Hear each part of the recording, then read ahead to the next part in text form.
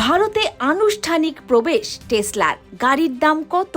মঙ্গলবার মুম্বাইয়ের বান্দ্রা কুর্লা কমপ্লেক্সে খুলে গেল এদেশের টেসলার প্রথম শোরুম। বহুদিন ধরেই টেসলার বৈদ্যুতিক গাড়ি নিয়ে ভারতের মতো সম্ভাবনাময় বাজারে পাড়ি জমাতে মুখিয়েছিলেন ইলন মাস্ক। মঙ্গলবার তারই সূত্রপাত হলো। একই সঙ্গে ভারতের বাজারে তাদের গাড়ি কত দামে বিক্রি হবে তাও প্রকাশ্যে এনেছে ইলন মাস্কের সংস্থা। টেসলার তরফে জানানো হয়েছে, ওয়াই মডেলের বৈদ্যুতিক গাড়ি ভারতীয় বাজারে আনছে তাদের সংস্থা।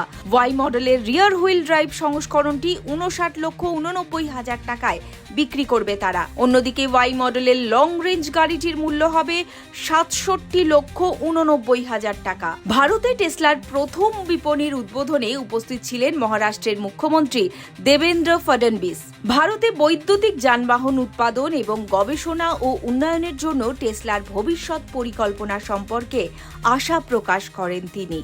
ফডনবিস বলেন, টেসলা বিপণি খোলার জন্য সঠিক শহর এবং রাজ্য বেছে নিয়েছে। আমরা আশা করি টেসলা ভারতে গাড়ি উৎপাদন কেন্দ্র এবং গবেষণা ও উন্নয়ন সংক্রান্ত ইউনিট খোলারও পরিকল্পনা করবে।